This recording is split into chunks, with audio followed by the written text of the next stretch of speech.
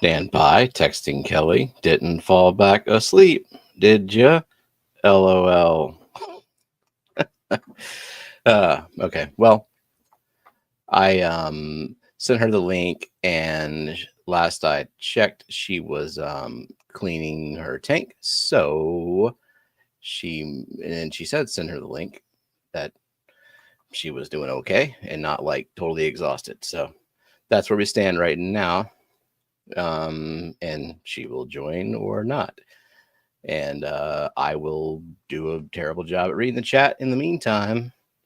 How's everybody doing? It's been a couple of weeks because I forgot what happened last week that I didn't want to stream. I think I was just tired. And oh yeah, we had was whatever Veterans Day off, and both me and Jenna had off, so we were just chilling, and it was fun.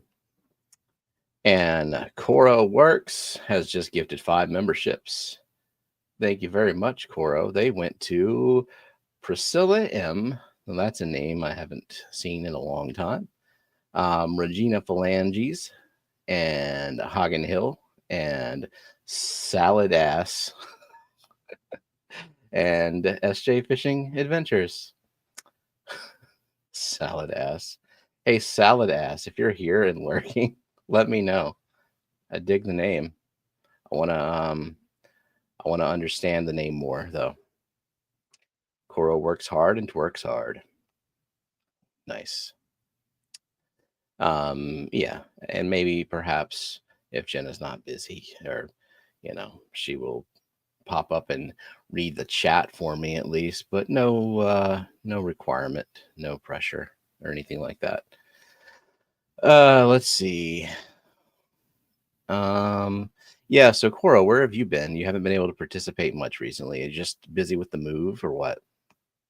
Or busy with work, new job, etc.? I just want to know your excuse and see if it's valid.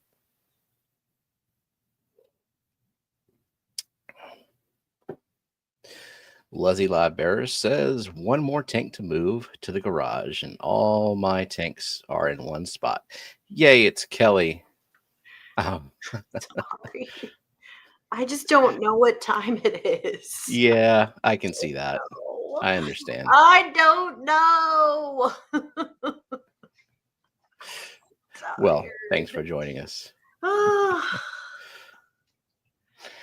Well, let's see. We have a first question here. What are your thoughts on air pumps generating some levels of CO2 enough to make a difference on plant growth, or perhaps through splash effects?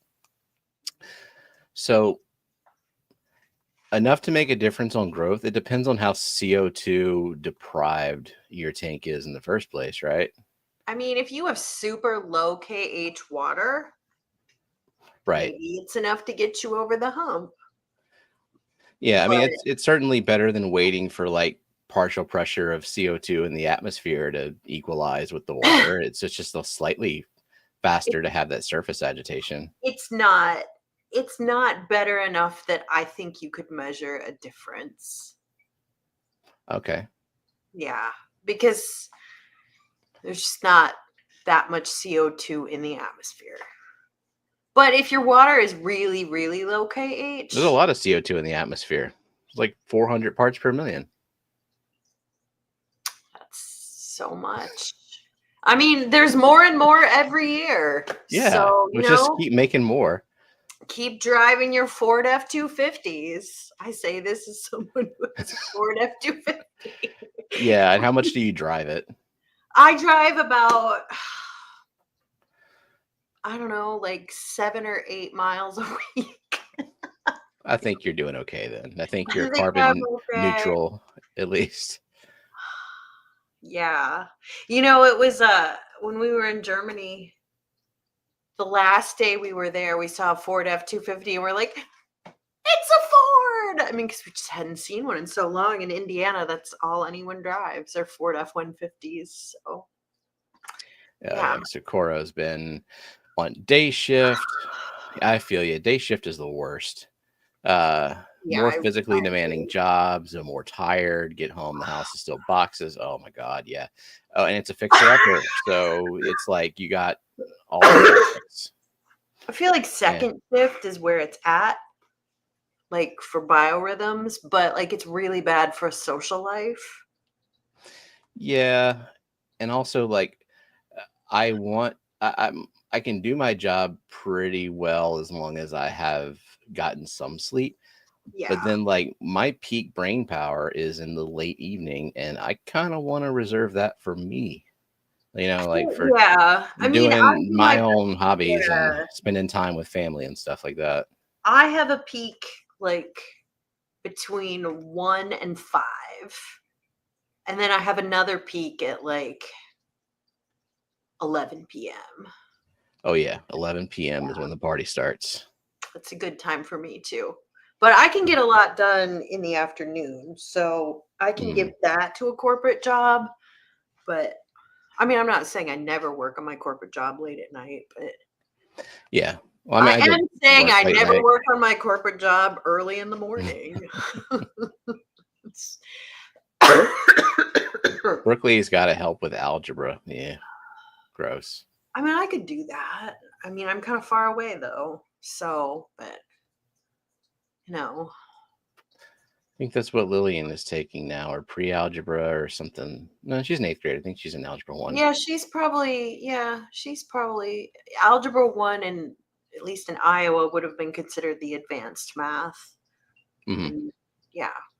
So, yeah. So, what year F-250 do you have? Super old. It was Jake's. I think it's a 2010. He just gives me his cast off vehicles. He also has a Mustang he never drives, and that's just sit. But I don't like that thing.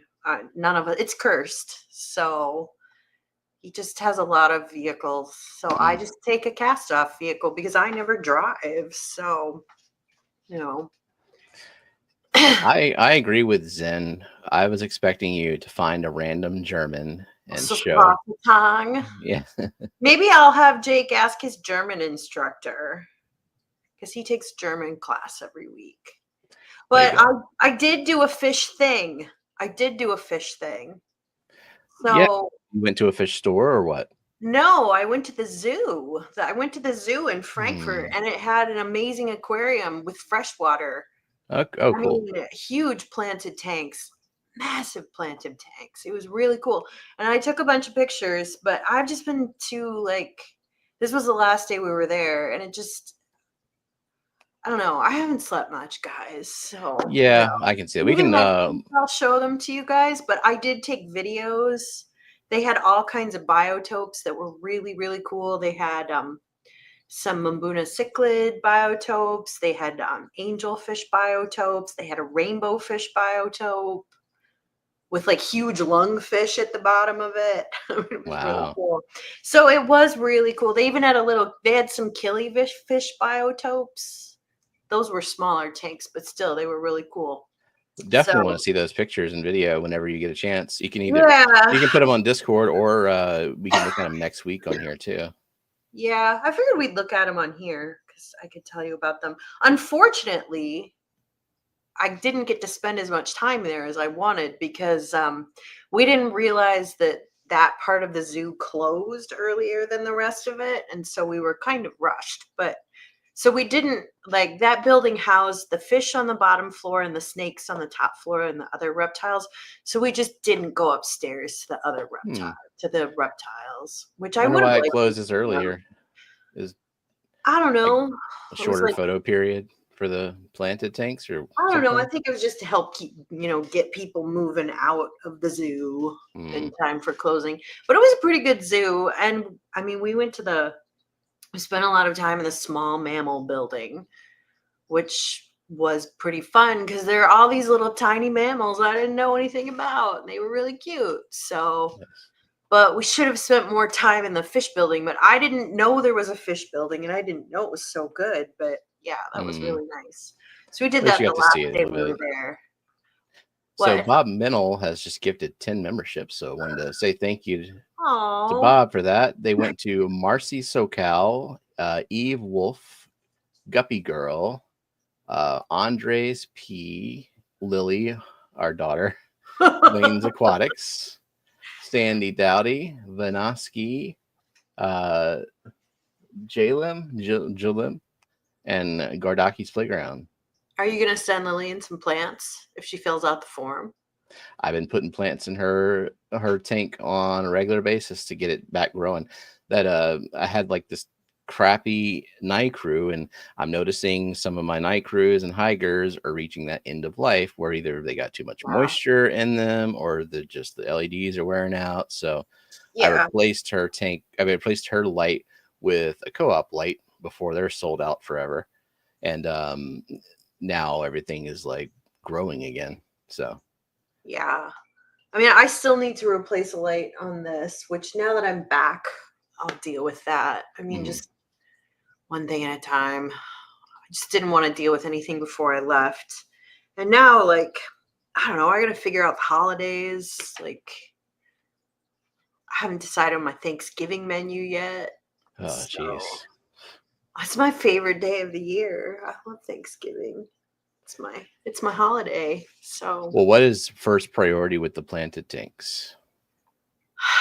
well, I haven't even changed water on these yet. Like, I gotta do that. I just couldn't do it today because I had to clean the catatorium. It was not great, people. It was not great. It was not good. It was tough times. It had to be done. So I did that, and I had some job stuff to do, and yeah, I mean, I woke up this morning, so we got home at midnight, and we oh god, we just crashed. We just crashed in bed at midnight, Yeah, I can imagine. and woke up at 4:30 because it felt like 10:30, and I did get another hour of sleep. Jake did not though. He's at work. Oh, So, yeah, I did sleep from 6:30 to 7:30, and then I just laid in bed for a while just resting and enjoying a mattress that was squishy because that hotel bed was like sleeping on a marble slab. ugh. It's tough. Why didn't And Jake build in buffer days? He just doesn't like to do that. Whenever I go on a trip, I'm at he least couldn't. 24 hours before Yeah, because I'm he going back to couldn't. work. I mean, he was there for work, and Mhm. then there's like a big high visibility thing today that's like crawling with managers. So Ugh, like he had to be there. crawling So with them. just crawling with Infested. managers, just Yeah. infested with managers. So yeah, I mean he's at work and he's dying. I mean he's just dying. Mm. Yeah.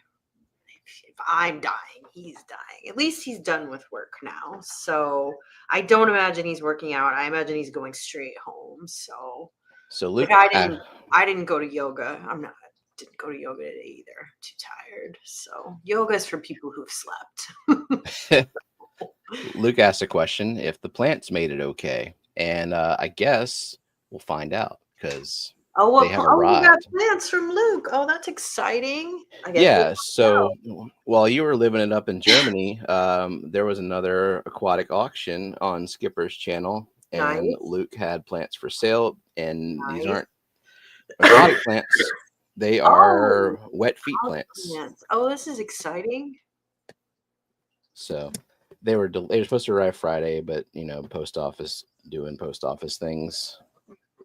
Coral Works asks, is hot yoga better in the winter? I'm assuming he's asking me and not you. And yes, it's awesome in the winter. It feels really, really good. Like, it's really dry here in the winter. So you don't really even sweat. Well, I don't sweat as much because it's so dry. It just feels really, really good on your bones. So yeah, I am looking forward to getting back to it. But I didn't do much yoga while I was over there, which was unlike me because, I usually keep You it up. enjoyed yourself, you mean? Well, no, I mean, I walked 20,000 steps a day and I Oof. mean, I was jet lagged, so I just didn't really feel I did some, but yeah. Now we want to know how Steven feels about hot yoga in the winter. I mean, I I guess have he no opinion. I've never been. It sounds like the worst. well, I don't know. Any time of Especially year. in the winter, you don't know how cold it gets here. Like you can't understand that feeling. And like a slow, super slow yoga, like a really relaxing one, I think you'd like it. I mean, there's a lot of yoga where you kind of just lie there. I think you would enjoy that. I mean, that's that's a Yeah, nap. it's That's not called so napping. bad. I can do that in my own bed. Yeah. You just do some gentle stretches, like you prop yourself up with pillows. I mean, it's pretty good. Scuba Steve I asks, what's hot yoga? Is it like nude yoga? No, we wear clothing. Oh, Jesus Christ. I do not want to do yoga with other people naked. That's not a thing we do in America. well, I don't remember the names of most of these because these are up in the air plants. Scuba Still Steve learning says he those. could get behind naked yoga. I mean, but could naked yoga get behind you? I don't know. Don't get behind me. I know. Oh, look at this one. Great on a green screen. Perfect environment for unboxing plants. Well, can you tell based on the shape? It's a vine. It kind of looks like cactus. Could be something else though. Don't remember. And then there's this fuzzy little thing. Ooh, that's pretty. Any idea what it is? Because I don't remember any of them. I'm not as good as house plants as outdoor plants. Yeah. Well, Luke remembers probably. So Luke yeah. says Monstera pinnatipartita was the first one. Oh, okay. I wanted a Monstera. And this last one you showed up was Apicea cupreata. Apicea. Okay. I like And so you think I could just put these in one of those little Pothocarry plastic baskets that just hang off the back of the tank and just let like the tip of it hang in there? that's what I've done with my Cool. things that like wet feet and they root. I mean, Luke sent me a cutting of some sort of philodendron relative. He wasn't sure what it was. And I just poked it into one of the cups on my hydroponic wall, and it's done really good. Well, for lack of knowing what else to do with them, that's what I'm going to do. All Yeah. right. These are easier to see. Oh, and they're labeled Begonia prismato carpa. Also another green plant, but you can kind of see. Yeah, that one might go good in a Lillian's terrarium Oh, okay. or vivarium because it would It'd be okay with a like 70% humidity. I think is about what it stays at in they there. would really like it. Cool. They like to be humid. So that would do well, I think. I've grown other begonias. I have begonias growing in my Alaza biorbs, and they're doing really, really good. I mean, there's tons of begonias. Some of them are easy, some of them are hard. I mean, I have begonias growing outside still that we haven't had really hard frosts yet. So Cuba trying to start something. Who's the better plant keeper, Luke, Steven, or Kelly? Well, I mean, Luke knows a lot of plants and he keeps a does lot of them and he does a lot of work to keep them up. does. So, I feel like I know more about outdoor plants than you guys. for sure, me. I mean, Yeah, I would put both of y'all above me. I am still in the learning process and just like pushing the limits, like seeing what I can get away with and yeah. where I can be lazy and where I I've feel like doing work, etc. done So a this lot of one, outdoor gardening. yeah, Squirrel. Monstera dubia. Yeah. Oh, that's nice. Yeah, I mean, I've only grown one Monstera out of a tank, and it's done really well. I've seen other people do others, though. It should root no problem. Cool. Salaginella. A Selaginella. Those need tons of humidity, and they will dry out. At least all the Selaginellas I've grown. I think they do better in terrariums. Okay. And Well, they're great in terrariums. They dry out so easy. Cool. Let me I'm gonna set aside the ones. Yeah, So and you they said don't like the fit. begonia and the selaginella I can put I in think Lillian's so. I terrarium. think that would do really well. I mean, I'm growing a lot of selaginellas in my biorbs, and they're doing really, really well. But if I try to keep them outside the biorbs, it's just too hard to keep up on the watering and to keep them humid enough. So they just This might be won't the do only well. one so far that didn't make it. Begonia SP. It looks like all the leaves fell off. We just have a bare stem, but I Might can come try back. to. It Yeah. might come back. Poke it in the terrarium and see what happens. It might come back. Let's see. Whew. Okay. So I think it was Coralworks asked me what's next, macroalgae or another biorb. Well, I don't own another biorb yet, but I might call the reef and see if they have one and get it for my birthday.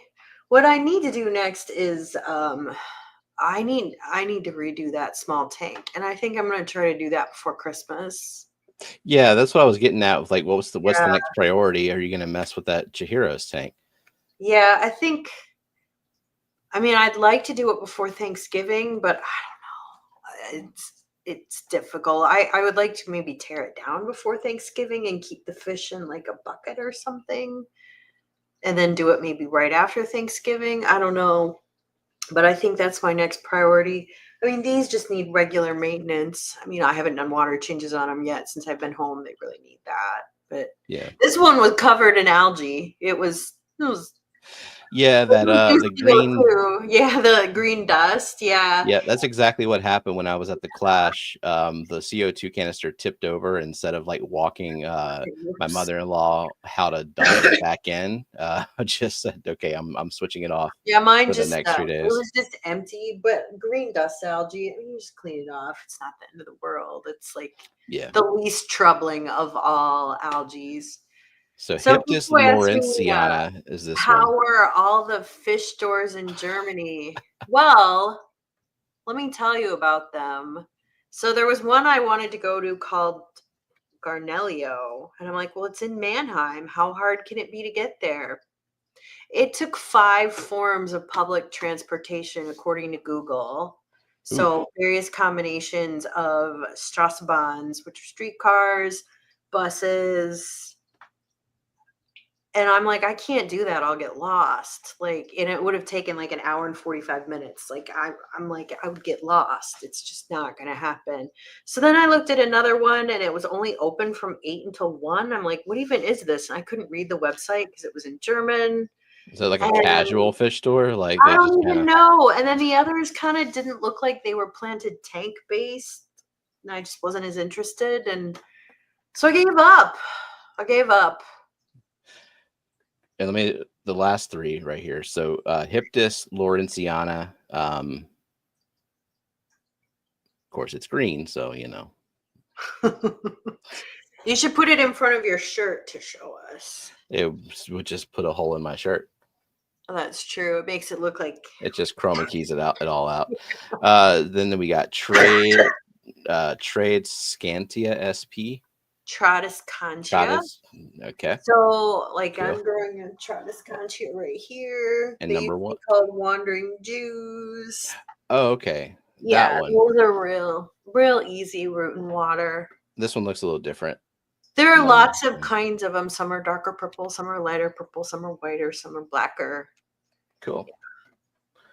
Well, yeah, for the most part, these all came in really great condition, and I'll put some of them in the terrarium and put some of them on the outside of the tank of the mosh pit. Would be hopefully they'll do okay. I put up a Higer light by the window Oh, up above, nice. so Yeah. that'll get things going too. Yeah, I mean, just use a light you had lying around. That's good. Mm-hmm. Yeah. That's a good use. That's a good use. They should do fine. I mean, they might do okay with just your window light if it's like, especially if it's a southern facing window, or if it gets good light. But like in my case, like this is a northern facing window and it's blocked by a garage. It's not enough, especially in the winter. So Nikki would like to know, she said, this is something I've never had to do before. In the case of antibiotic use with aqua soil, is there anything I should do to filter it out after the course of medication is concluded? Don't worry about it. I mean, I just do do water water changes. Some people changes. use Yeah, carbon. just do your water changes. Antibiotics aren't the most stable things in the world. When they're dissolved in solution, they break down pretty quickly. So, like in the lab, for instance, we would use selective media with drugs in them, and we had to use those plates within a few days because they would no longer work. So you couldn't keep them for months on hand, whereas like other media we used could keep until it dried out pretty much. So I would not worry about it. I would just do your water changes as per normal. You could throw in an extra big water change if you wanted. You could throw in carbon if you were worried, but I wouldn't worry at all. Yeah, When I'll throw in carbon if it's convenient. I'm not putting carbon in a canister filter, but if I've got one like a hang on the back, I can drop Yeah. it in there. Yeah, I It's mean, been if so you long since I've had to do that, though. yeah, you could if it's easy to do, but I Yeah. wouldn't worry about it. Antibiotics have a pretty short half-life when they're in solution. Now, antibiotics, if they're dry, they're good for decades. So if you're worried about not having medications on hand, I know there was some talk about this in the Discord because they've expired. I wouldn't Mhm. worry at all. I would even take those personally. Like, a medication that had expired that was dry. It's fine. So, they're just really stable when they're stored away from water. So certainly for fish medications. So Long Family Shoal would like to know, are there wet feet plants that should not be used in aquariums? I'm not aware of anything. So, like potential toxins or anything. I'm not aware of anything. I mean, there are some things that just aren't going to grow well. They don't want their feet wet, like succulents, or, there are lots of plants that don't want their feet wet. But I'm not aware of anything that would harm the fish.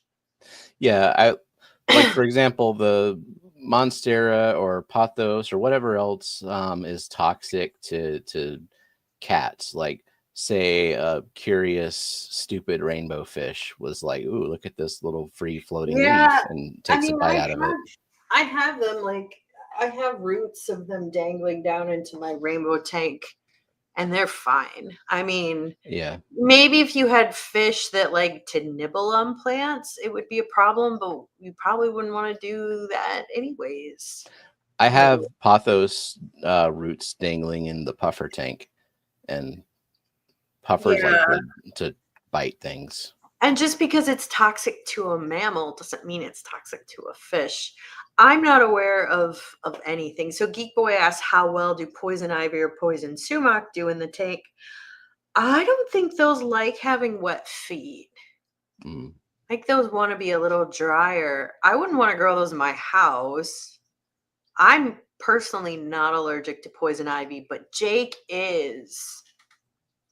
Like poison So ivy does not affect you at all. You don't break out into a doesn't rash. no, it doesn't, and Wow, apparently, like, 20% of people don't. I have skin like a buffalo hide, like, I don't get contact dermatitis or like, dang. I do not have sensitive skin. I have, like, all the internal parts are more sensitive, like, my lungs are crappy and the Oh, weak so did you my get food poisoning or any kind of illness? No, Any no, flight I've felt delays? nope, Any no flight delay. I mean, we didn't have any layovers, so, I mean, no lost luggage? no lost luggage, no food poisoning. I ate Dang. my dessert every single day. That was really good. German food is good, but it's too much. It's just too heavy. It's I just disagree. too it's too much. I couldn't eat You it were like in the right. pastries, right? I'm more of like the meat pile. Yeah, but the thing is, like, I just can't eat that way night after night, and neither could Jake. We were just like, "Oh god, we want some vegetables." Mm. Like, it's not a cuisine I could eat. Like, I could eat Asian food every day, like never not eat it. But it's just traditional German food. It's just so heavy. Window Licker said, "Be careful if you put carbon in a bag in a hob, it will clog and block the water and it will overflow. Don't ask how I know." I I think Jenna woke me up one day saying that Lillian's tank had a leak, and I'm like, "Oh God, finally my first leak!" And it's like the worst time. But no, it was just I had too much filter floss. I had rearranged her tank and just kicked up all kinds of crap. So I put some filter floss in there. It clogged really quick, and then the aqua clear started to overflow. It's very annoying with those. I seldom use anything but sponge material in every filter that I have now, just for that reason. Wow. Ugh. I'm not a big fan of hang-on backs. They're just too noisy. But They can be like whenever it gets water change time, and like I'm a little late with the water change, the fish room gets really loud between the spray bars at the top, the yeah, hang on the backs. yeah, yeah. Aren't crypts toxic too? Asks Moose. I don't know, but I've never heard that before. I mean, and I know that like I've had fish that I used to have these Sicyopterus gobies, and they would rasp on them, much like a pleco well, would, and I they were have mostly crypts in the puffer tank, and the puffers sample every type of crypt every day. yeah. It is. I don't. I mean, I've personally never eaten a crypt, so I don't know. Geek Boy says no disease, new disease. Did she even go? You know, the biggest problems, I had a lot of problems with my asthma and my allergies over there because every single fucking person in Germany smokes. Ooh. Like, that's something you take for granted as an American, that you'll go someplace and there will be no smoke. Like, people I just, For some reason I figured the Europeans would have gotten with the vaping. yeah. No, they're crazy for smoking. They love smoking. They love it. It's so fun. Like the train stations, I spent a lot of time in German train stations. They're just filled with smoke. And then just walking on the streets, everybody smoking. Just gross. Hmm. Just, I don't know if, maybe they didn't hear the Surgeon General's warnings, but then like I saw the packs of cigarettes over there and they had like pictures of like cancerous lungs on them. So, Yeah, I was gonna say that's a thing that they do. I think also in yeah, they do Canada in they have Canada that, right? too. Yeah, yeah. So I don't know. I mean, I don't know if their rates of smoking have gone down. I mean, maybe it was higher, but I mean, I Americans just just really do not smoke compared to Europeans. So it was very culturally shocking. Team Detritus, Terry, long time no So see. Welcome in. I like the name Team Detritus. That's good. Geek Boy is off to the dock. Mexico has graphic images on their cigarettes too. Yeah, I don't. Does it? I doubt when you're that deep into smoking and you've been smoking for years, like you're not gonna be like, oh wait, really? This is what it does. Yeah, I was never knowing that. like, I do things that I know are bad for me too, right? Like I like desserts, but I mean, I probably should never eat desserts, but well, that's that. Yeah, There's no cigarette smoke in Germany in Epcot. I don't know why you would waste your time flying all the way to Germany across all those time zones just to go to Disney. Like, you could do that in the United States. Like, no, I do she's talking not. about Epcot has Oh, the Journey various Epcot. countries. So yeah, if you want to But go to then Germany, you have to go to Disney World, and I yeah, don't want to do that's that. I don't want to do. It's cheaper to go to Germany. It's it. way. Probably is. I swear. Yeah, it was much cheaper. It was Jenna not. is The food going. there was not expensive. Jenna and her mother are going to Disney World in a couple of weeks, Nice. and I don't have to go, and that's all that matters to me. Get to stay home. Yeah, yeah. They'll have a good time. That's good. Oh, so another thing while we have people here, another thing that started or happened while you were gone is Fishfam Secret Santa Right. is Yeah, and I back. signed up. I Good. signed up. So, because I want to do it, and Well, we had a good time last year. I the got to bring. deadline is at the end of the week, I think. So people sign up. Hurry up, Yeah, hurry, hurry, sign up. hurry. It's really fun. I think lots of people really got into it and they really liked the gifts they got and they really liked the gifts they gave and it was a good time. So I love the gift I got. It was really, really cool. So, Yeah, and fun. actually last year there was only one person who didn't follow through with their gift, and it wasn't anyone who regularly comes around the chats. It was a one-off. I think they visit only one stream, and then after that they never came back anyway. They were So I shaming mean, out of the 40 something people that signed up, pretty close to good. 50 people, that's damn good. Yeah, So yeah. I think lots of people had a good time with it. So, and what's the limit? Like $50 or something, not yeah, including $50 shipping? limit, but no one's going to shame anyone if they have to spend less. And I It think the was main like thing is 25 just, to 50, I think was, yeah. yeah, the main thing is just come through with it. It's just a fun thing. Yeah, And the form is like you can put your shirt size if you want to leave the shirt option open for people. You can list some things you like. You can also indicate whether you're willing to ship internationally. So we can pair yeah. people with, Which you can buy things through Amazon yeah. and through their country's Amazon and have them shipped. So, it's an easier option than you might think. Let's see. Nathan wanted to do it twice, but only received the one gift. Just wanted to donate to someone again after my original person. I don't. I mean, I'm not in charge of that, and I don't want to be. So, I think Mike is in charge of it, right? All things fish, Mike. yeah. So ask him on the Discord, I guess, or wherever. I don't know if he's listening. Maybe he can chime in and answer because I don't know. Yeah. Can I share if I signed up or not to be a secret? Yeah, I signed up. Jenna signed up or is signing up. Kelly signed up. Where is the sign up? So Oinky above posted a link, fishfam.link/secret Santa, and there's Yep. a link to the form there and other info. It will take you about 2 it. minutes to sign up. It's just an easy little Google form.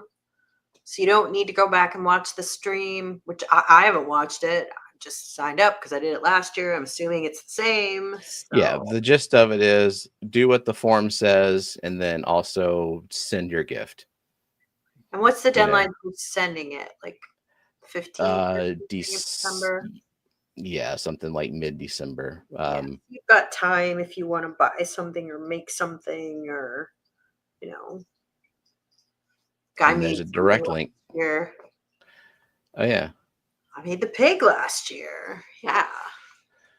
If you can't remember if you signed up, sign up twice. There you go. They'll sort it out.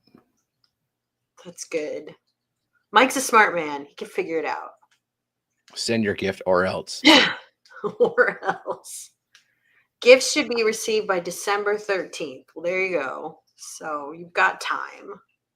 You've got Yeah, I mean, I would assume that anyone here, if they didn't send their gift, it would be for like a really good reason, like they fell deathly ill and they're behind or something like that. Like not yeah. just I wanted to receive a gift, and that was my long-term plan with the community was to receive this $50 gift and then peace out. And if you do fall gravely ill and can't send your gift, I think that whoever is your person will give you grace. I Yeah, mean, yeah. for sure. Moose asks, are daily large water changes bad, like 50-70%? I have great well water, but I heard someone say you can do more harm through bacteria die off. No, they're great. Do it if you want. I mean, think about what fish live in the wild. They lived in huge volumes of water. You just think about a river, like Yeah. those Or a fish big old never lake. see the same water. Like, Right.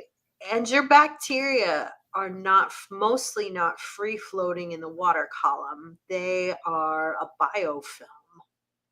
yeah, So they're on your plants, they're on your media, they're on your substrate, they're on the walls of the tank.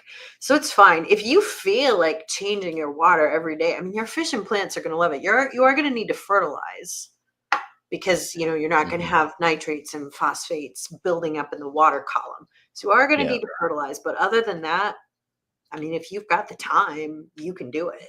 I mean, this is all assuming that like your water isn't straight up trash and Right. But if it's you've got better than the really water that good you're taking water, out. Yeah. yeah.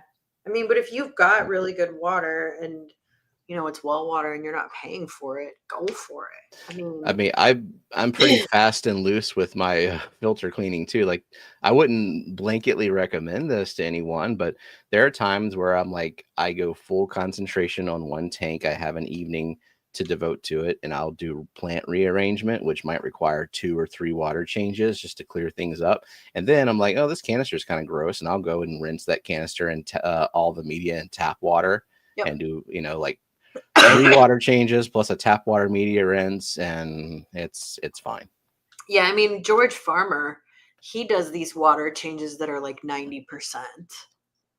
Yeah. And the fish are so happy. They're so happy.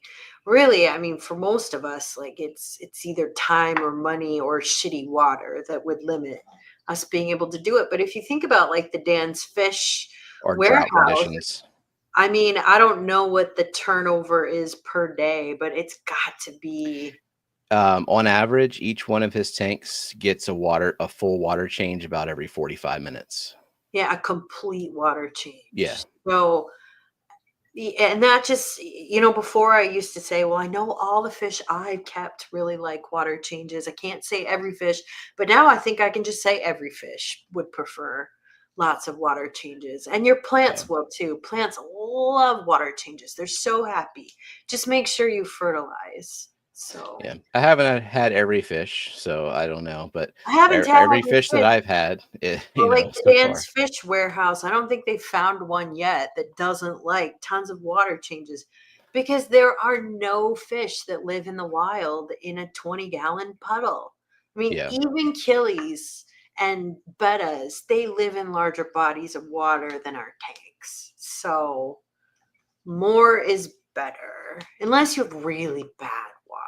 But for most people, you know, Yeah. I mean, and Dan, they keep all manner of fish in there, even the ones that like supposedly only thrive in salt water, but need lower temperatures or higher temperatures. They are 79 degrees across the board, and whatever hard water comes out of that creek is every fish. yeah, and they're so happy. They're so happy. I mean, he does a little bit of cleanup of the water before it gets to them. It goes through UV Mhm. filtration, and I think it Yeah. go through carbon block at all? I can't remember.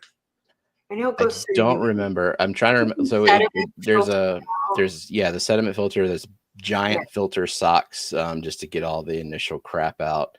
It goes through UV. It goes through the heat exchanger. Just especially now, it's freaking cold. I'm sure. yeah, definitely. I mean, they're not cold water fish. Most of them they don't want to be Yeah, that cold. So and then when it goes back out into the creek, it goes to that same UV yeah, filtration. when I set up new tanks, the first week I do a giant water change every single day. And then I do every other day. And then I Mhm. do every third day. And I think that really helps a lot too. I think it helps bypass a lot of problems as your filter matures, as plants are rooting in. So, yeah, if you want your tanks to look like a black lagoon, well, I mean, probably, less water changes. I don't think your fish are going to like that though. Put Maybe, a bunch of wood and leaves and dirt and just maybe you could grow some like black goose. Maybe you could grow, I mean, I have this Echinodorus flame. It's kind of black looking. Needs CO2 though. yeah. Oh, Jenna says, speaking of Dan's Fish, Dan will be our guest shopper on the Fish Family giveaway. Oh, that's Tomorrow, 9 p.m. Eastern, 8 p.m. Central. ooh, that's a good one. And I'm assuming the giveaway is going to be Dan's Fish gift card. So Assuming he's gonna shop his own store, so that would be fun. That's sweet. those are always really good. If you're not subscribed to the Fish Fam Link channel, what are you doing with your life? I don't Oh, know. So Mickey M said some territorial fish get crazy with sudden changes, especially cichlids. If going to softer and softer water, same for killies, in my opinion, go slow, I'd say. Yeah. I mean, I would say if you've already been using that water though, and you're already doing water changes once or twice a week, bump it up. I Yeah, I don't think think it matters. that's a matter of like knowing your fish and versus the question of like, is it toxic to the fish to just give a constant influx of clean water? Yeah. Um, but yeah, because I've heard of like Oscars, for example, if you do too big of a water change or change too much, they'll be super dramatic and go sulk in the Yeah. corner for a while. I don't know if it's like they're actually harmed or they're just doing what they do. I would say But rainbow fish, they will just get even happier. Their colors will be even better. They'll be swimmier. I right. mean, spawnier. They would love it. So in an auto top off situation, only possible with RODI, especially if I have water that is only second to whip in craptasticness. So yeah, I think the Yeah, if it's really. chloramines, it's just whatever it's got to go through to get rid of chloramines, and I think it's a lot longer of a process than chlorine. You have to use a carbon block. But also, you could have a reservoir under your tank, or You could. somewhere You that could. Yeah, I already mean, your dechlorinated. plants are using up some of the hardness that's in there, and the chloramines do eventually break down. I would still not add any chloramines intentionally to my tank. I wouldn't do that. Um, if you had a well, I would say you could do it because you wouldn't have chlorine in your well. But yeah, I don't think auto top off is for you. I know that people who are in saltwater who have auto top offs, it's topped off with fresh water and fresh RODI. So it Well, yeah, doesn't because you got to lose keep its the salinity salinity. the same. Yep. Right. But I mean, how much auto top off are we talking about? Like, are you trying to go topless on a tank and then also like not do water changes for 2 months and then like replace it with the same level of water hardness? Like, I'd be concerned about that. Yeah. I'd be amazed if Oink or if Zenny could do auto or topless tanks because she's so many cats. One of those assholes is going to want to get in a tank. I mean, They only do it once, right? no, cats, they don't learn. They don't learn. But not every cat wants to. Like mine, only recently I've seen them jump up on top of the tank. I'm like, what are you assholes doing? Oh, jeez. So, I mean, you just, every cat is different. But when you have a lot of cats, That is a concern because we'll probably always have a cat in the house.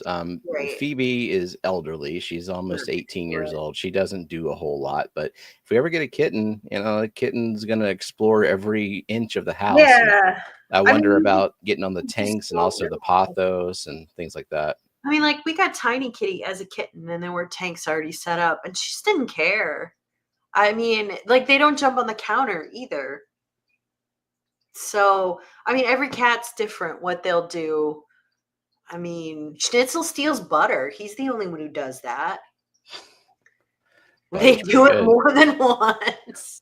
Stupid cats. Yeah, stupid cats. Uh, So Dan donated the $100 fish card. That was really nice of him. So cool. be sure to tune in and get some fish. It's exciting.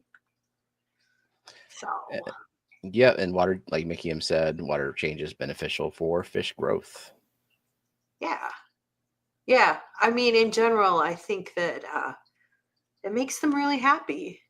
So, and it really makes your plants happy. Really Hmm. does because I think it washes away algae spores and uh, the circulation. I think is really good for them. You need to make sure you fertilize adequately. So Yeah, and like Tom Barr was talking about in the beginning, setting up a low tech tank with no CO2 injection, doing those water changes initially. You're exposing the plants to air, letting them take in some of that yeah, atmospheric CO2, while at the same time, like you're kind of drying out any potential algae that was trying to yeah, grow while the plants are figuring things out. yeah. And if you've got water like they do, that low pH water, I mean, you can get away with a lot. You probably don't even need CO2 for most things. So Yeah. So Scuba Steve says, I've got cats and I have 2 topless tanks. I did put a mesh net over the one from the clash fish, kept jumping out, and I'd find dried up guppies in bed as gross. Yeah, I'm a big fan of having tops on tanks because I keep rainbows and they're jumpers. And if you keep killifish, there is no bigger jumper than a killifish. Like every single killie will jump to its death. It's what they do. Um, I think I have more tanks now that are topless, and it is a problem because there is evaporation, Yeah. and I'm sure my heating bill is going up a little bit with Well, I that. It mean, just I would think also for you, like you live in the swamp already. Like it's so humid where you live. Like I wouldn't want to make that any worse. I'm a big the fan of humidity lakes, is still like though. 40 something percent in the house. I have a hygrometer, so it was like that before. It was like that after. I think the humidity just kind Well, of. you run air conditioning all the time, Oh so hell right, yeah. I don't. So, but it's not as humid here as it is where you live. So, Hmm. but I like lids because it just drives me nuts to have to top off during the week. Like I don't want to mess with it. Like I want to at least make it a full water change without having to top off. So, and rainbow. Coro Coro asked, "How long do you have to let water sit with a bag of coral, etc., for it to buffer?" That depends on many things. So, assuming you use completely unbuffered water to begin with, it's still a long ass time. It is, and it depends on the fineness of the coral, like how Yeah, pulverized it is. Like if you have just a huge chunk of coral, or if it's like the consistency of sand, if it flows through really well. It just depends, but it takes a long, long, long time for that to change. Honestly, if you want to boost your GH, it's a lot easier to use a GH booster. yeah. If you Choose a want to boost sulfate. your KH for some reason, I personally would never want to raise my cage, but if you do for some reason, like baking soda or sodium carbonate, which is washing soda, are easier. Potassium bicarbonate is at least Yeah, you don't that's have the cheap sodium in too. there. Yeah, Yeah, I mean, but you need so little of it, so little. right. Yeah, I But would not yeah, want to do that. potassium is And better. in fact, I if I had zero kH out of the tap, I think I would just have zero kH tanks I think I because would too. I Yeah, do enough water changes. And as far as pH crashes, like it's really hard to get your pH below 6. Like you have to work at it. pretty hard because there are lots of natural buffers in the tank. Right. I mean, aqua soil, even though it's acidic, it is somewhat buffering. And Yeah. there's lots of, because weak acids, organic acids are buffers. So not just weak bases, but weak acids are also buffers. So there's lots of natural buffers in a tank. So yeah, I'd probably just roll with it. Yeah. And like how long would you have to wait for it to matter? The issue with the crushed coral, like if you do weekly water changes, you're kind of like resetting that every single week if Yep. you're changing water with zero kH water, which to me is not a big deal. But if you're really trying to raise your hardness and you're doing a lot of water changes, it's not the best way to do it. Plus, as it dissolves and bicarbonate is in your water, the solubility of the crushed coral is slower and slower and slower. Because So, it adsorbs all sorts of gunk on the surface, like it builds up mm, biofilms and then it doesn't dissolve as well. So you kind of yeah, need to like pulverize it up a little bit more. It's just there are better ways to have higher KH or GH if that's what you want. Jody P and Brenton basically said the same thing. If anyone wants to raise GH, I'll ship you my water. Uh, Oh, Oinky asked me, was there anything specific you did to prepare your Monstera for aquatic life? How far down is your Monstera submersed? So I bought the ones I bought as rooted plants. I didn't get as cuttings. I bought them from a garden center. And what I do with plants that have soil on them is I take them outside to the hose and I just blast the roots to get most of the soil off because I don't want that in my tank. I don't want it floating around and making a mess. And then I planted it in Leca in apothecary and it did just fine. I didn't do anything. Now, things that I've gotten cuttings and I have rooted other Monsteras before, I just stick them in the leca in the tank and they root in water. You don't have to do anything. There's nothing Should I use more. something like that? Because I was just gonna stick them in the water, like Oh, I with. would put them in the leca because they'll root in the leca. So I would fill your apothecaries with that. That's the point of the apothecary, is it can hold some substrate. And the nice thing about the leca is it's really light. You could also use, like, if you have some pumice that's really light. But leca is really, really cheap. Yeah, to see what I've got. I mean, Yeah. I have pea gravel too, but Don't do that because it's so heavy on those mm, apothecaries hanging there. I would not do that. I would, I do have even aqua though soil leca gets, too. Yeah, yeah, that gets heavy too, like hanging in those, like the leca, you want something as light as possible that still gives it something to root to. And they do want to root. If they don't want to just send their roots everywhere, they would prefer to have roots. So yeah, I would use the leca. It's okay. cheap. I'll see what I've got. A Yeah, I mixture. mean, if I've you got. live by me, I would just give you a bunch of it, but I don't really I feel feel like like we had some for the $3. terrarium. I don't remember if we have any left or Yeah, you can use it as a false bottom for terrariums. So, yeah, that's what we but it did. is really, really inexpensive. So Oh, that's what speaking I of would. terrariums, with those plants that I'm going to put in the terrarium, do they need to be in the dirt substrate, whatever, or can I Poke the like attach them to stem. the wood? With the silagin, no, you need to poke them in the substrate because they need to Okay. root. They need to. They're not epiphytes. They need Yeah, to root. it's got to be strategic because some plants in there got shaded out by the wood and stuff, like basically Yeah, complete shadow over it. So yeah. Those need to root. So, and as long as they are sufficiently humid, which they should be in a terrarium, it's an enclosed mhm. environment, they'll do just fine. Cool. Well, Yeah. then I will do that. And Oinky or Monstera will do just fine in like some leca. Okay.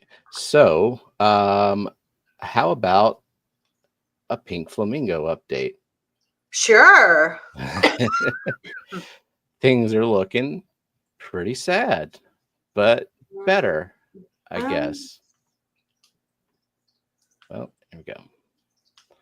Like there's new growth, there's algae, and it's just it's there, it exists. those little pea helper eyes are pretty cute. Yeah. I I've did never. a overhaul of this tank. Like Yeah. yeah, the Aerocol in Vietnam, that's the old leaves dying off, but the new growth is looking really It's good doing in really there. good. Is that in your low KH tank? No, this is in the only low KH tank I have is the boost bowl. Everything else I'm I've just amazed that Ariel grown. Collin Vietnam is doing well. I'm surprised. I mean, I'm at full saturation of the maximum comfortable with going with CO2. Like Yeah. I'm in the mid 30 ppm with CO2 right now in this Mm, tank, and this is the whole tank. Nice. But, but Oh, yeah, look at the rainbows. I It's know so the good. Kamakas, Oh, and I know that love them. like this is like one of those high energy pushing the limits, see what I can do in this tank with my existing KH, knowing that my limits are going to be because of the a little bit of KH in there. Also, the fact that all of my planted tanks are heavily stocked. 10 rainbows is a good bit. Not to mention there's like another 8 chunker corridoras in there, and these zebra loaches and an angelfish. So um and it being a high energy tank that I'm still fertilizing. But Nice. yeah, I've even got like a Monia gracilis in here. Nice. Look at those rainbows. Look at those. So pretty. I mean, they look like mine. Ours were siblings, though, so that makes sense. But oh, so pretty. Luke says Leeka floats and I don't like it. I agree. That is annoying. I will agree with you. It is annoying that Mm, when I do water changes, like I have to like pull Leeka balls off the surface of the water and put them back where they belong. That's annoying. But if I were to use anything else in those apothecaries, I think it would be way too heavy. So Rosie says, I have a garden time keeping my snail shells A hard healthy. time. Hard time, but also a garden time. What are your thoughts on wonder shells? I am not a snail person. Wonder Shells is a brick of calcium carbonate. Yeah, And it also contains, I think, some dechlorinator in yeah. it. And I mean, it's a calcium carbonate block with some extra stuff. It's a lot of marketing around it, but it's just as good as any other calcium carbonate source I if would that's say that what the issue is. I would say that Crayfish Empire is a really great company, and they Mhm. make all kinds of snail cookies and Though I don't know if Crayfish Empire is shipping, so like oh, so I don't know if there's any way to get those. That's too bad because they have lots yeah. of products. So a wonder shell would probably be good. So for your snails, if your water is really, really low KH out of the tap and really, really low GH out of the tap, it's not going to make your snails happy. If you inject CO2, it's not going to make your snail shells happy. You're going to have to do the opposite of everything I like to do to make a snail shell happy. They would prefer harder water. They would prefer more GH, more KH. And they really, I mean, to grow like champion snails, you shouldn't inject CO2. I mean, I There's have a snail. tons of snails growing in my tanks, but their shells all look kind of trashed. Like they're never gonna win a championship at like a fish show. Just don't look that good. Check it out. I even have Monte Carlo growing in here too. Finally. Man, I would love to not have Monte Carlo in my life anymore. Well, I'll grow it till I'm sick of it, but I'm just like I couldn't get it to grow now. I'm gonna But then actually like get. you'll never be rid of it. I mean, it's hard to get rid of it. I have worse. I have guppy grass. I have duckweed. So and I have pearl weed. So I think Monte Carlo would be less bothersome, especially stubborn as it is in my water. So Zen said, if the Dasin seems to have settled and is only like 2 inches from the top now and still not getting much, if any, purple, is it likely light, CO2, neither, or both? Probably light. Probably light. I Well, if mean, you notice that picture I had of it growing in the non CO2 injected tank, it was wasn't like getting an very inch from bright. that. It was an inch from that co-op light. It was really, really bright, but it was Yeah. not the same color as the as CO2 CO2 ones. does make a huge difference in color. So, for instance, this tank has now been without CO2 for I don't know how long. I don't know when it ran out. It ran out sometime when I was on vacation. And I can tell the plants are already looking a little bit dull. The color isn't as good. And most notably, all the blixas are kind of dying at the tips. So I need to remedy that. But yeah, CO2 does make a difference, but you're injecting CO2 in that tank. Yeah, So it might need more light. It just also maybe be patient, see what happens. maybe it needs more iron. No, Yeah, that's the I one thing it doesn't need. I I mean mean, it could be fertilization, but I agree that light is usually like number one that for and CO, coloration. yeah, light or CO2, because like Hmm. CO2 does make a huge difference in color. But if you're already injecting CO2, like it's probably light. Coral is asking, could I plant the terrarium plants in an immersed bin or in the gecko terrarium? They're going in the gecko terrarium. I Yeah. Immersed bins are not something I want in my life in this moment. So I don't want not immersed bins in my life either. I mean, one day if I'm like really farming out plants, but even for like the member plants, I would prefer to just send people submerged stuff. So and I'm not going to do plants for profit unless yeah, I'm and like immersed bins, destitute like one day. I don't know, they're just not very pretty. They're just like a big Tupperware bin on your shelf, Yeah, I and don't have any shelf space for that either. yeah, that's the other thing. I mean, I have done immersed bins like just as a temporary situation. Like if I bought a bunch of terrarium plants and I didn't have time to plant them yet, I'll park them in a bin until I plant them just so they don't dry out as much. So, but mean, if you already have a terrarium set up, that's the way to go. So Fishcapades, I don't know that name, but welcome. So That's when I add, Mel used to be Mel Wool was oh, her okay, name. there you go. So when I add pothos to my tanks, not all of it survives. It will rot from the stem and roots. Some take and some don't. No idea why I get my pothos out of dirted pots from Lowe's. Thoughts? I mean, sometimes they have a little trouble converting. I've had that There are happen. there are physiological changes that need to happen um, to grow. They're called adventitious roots. So those are roots that grow from the stem, and sometimes it just doesn't happen. Not, it's just like not every seed sprouts, not everything works. um it's going to do a lot better if you can leave some of the roots. That's why I like to just take them out and I blast the dirt off of them and then stick the whole thing in if I can. It's also going to do better if it has some substrate of some kind, like even if it's leca, something for the roots to anchor in. I mean, these are not meant to be like for the rest of their lives just like living in a glass of water. That's not how these plants live in nature. They live in soil, some kind of substrate. So, I mean, it's just not optimal. You're never going to get perfect rooting, but like, it's a cheap plant, and a lot of it survives. Most of my cuttings do but I will say that they do better if they're in leca. If you ever have something that you want to take cuttings of, but this is not necessarily for an aquarium. This is for other things you're trying to propagate. There are much better methods than rooting in water. I've rooted lots of cuttings in water, and some things will root in water and some don't. You can get these things they're called Root Riot cubes, which are like they're the cubes that they're like the media they would use for hydroponics.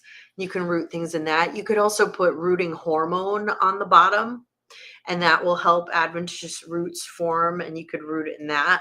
So but I wouldn't use that in a tank, obviously, and it's just going to wash away anyways. Mm-hmm. So, but yeah, it's going to do better with some substrate of some kind. All right, Oinky says, although I admit to not having CO2 yet and not keeping aquatic plants for that long, that being said, for all the difficulties, pink flamingo can be to keep. Would keeping the flamingo bird be easier? I think you're onto something. They have a very specialized diet, don't they? Don't you just have to or is that just to in make them pink, they need crustaceans. So yeah. you live in shrimp country. They could just eat shrimp. They could go to the crawfish boil with you. I think they make a great pet. I mean, I don't know. I'm not really a bird expert, but it seems like it would be easier. And so this is my 15-gallon fluval spec tank with the Chihiros light on it and growing similar type of plants. Obviously, the other one was the fluval lights, and the Chihiro makes things look way, way better, and including the Dasin in here. And this is the Ludwigia sphaerocarpa that I got as a tissue culture, and it's growing into. I don't know if it's going to change color much, but I'm doing okay right now. Really good. That looks really good. And And this is that. I think I'm going to get Chihiro's lights for the 90. Yes, I'm do it. hoping they go on sale somewhere for Black Friday, but am I wrong? But it looks like Aqua Rocks is not selling Chihiro's lights anymore. I don't think they are. I think they are phasing them out in favor of. I think they've got Netley and they have Weak Aqua. I don't want Weak Aqua because I don't want a worse app. I already hate the Chihiro's app. I don't want a worse app. Maybe what I should do is get like Twin Star lights and just control them with a Casa. So I thought this was interesting. This the Inclinata white that I've got here, and just kind of looking sad, but then one stem reverted, and it's like I can grow. Super happy, yeah. It's like this is fine. Yeah, those white plants, they they don't live that well. And to Luke's point, nitrogen and phosphate starvation will turn a lot of plants more red and purple. Yeah, For it will, example, but it'll also weaken them. yeah, this Weaken their stems. There are Rotala better orange ways juice to back make here things is red. one of those. Yeah, there are better ways to think things red. Oh, Scotty points out that Foxy might still have some Crayfish Empire products for sale. Okay, good. Yeah, Yeah. so she still has a backlog of them to sell. She's an excellent person to buy from. She'll give you excellent customer service. She's not shipping fish anymore for the season, but I think she could still sell that. And she and Brian have a Get Gills store. Maybe someone can drop the link for them. Oh, Jody says that Crayfish Empire are shipping. But recently, though, is the question, because I know Grant was taking a break. He had health issues, Right. so I don't know. I don't know the latest on that. But yeah, I'm not a fan of like the nutrient restrictions, because I don't want to have to constantly measure my nitrates and make sure that they're And others bottomed out. really don't want to be nitrogen starved. So I mean, at the Yeah. expense of doing trickery to make certain plants redder, you're making everything less happy. Whereas, like, making plants really happy with light and CO2 is kind of a better way to do it. Let's see. Does he have a question? I'm behind. I'm behind. So Luke says he built a pot trickle system. Is that like my hydroponic wall? I would like to know more. Please tell me about it.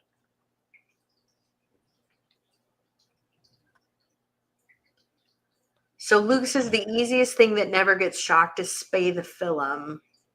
Yeah, that is a pretty easy plant to grow. If you look at things that basically always root in the river, those are perfect species. Yeah, they love having wet feet.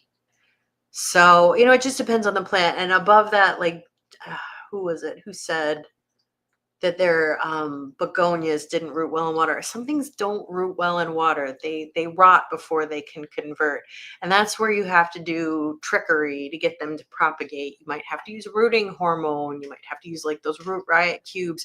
You might have to propagate them in a damp sand or soil. There's just a million ways to propagate things. Those things are probably not going to like living in as growing out of a tank though, because they're not going to like wet feet. So, dahlias, you can root dahlias in water. Most people root them in soil though. Instead, they root really easy, but they're not going to want to grow out of it. I don't think they're going to want to grow out of a tank. They would rot. They don't want to do that. So, So let's see. Yeah, there's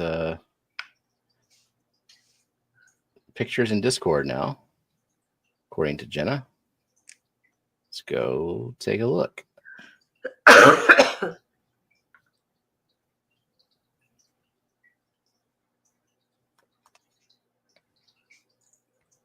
Then I saw another question. How do you get rid of Claudiphora? I think you just outcompeted. I think Claudiphora is for life in terms of like the spores existing.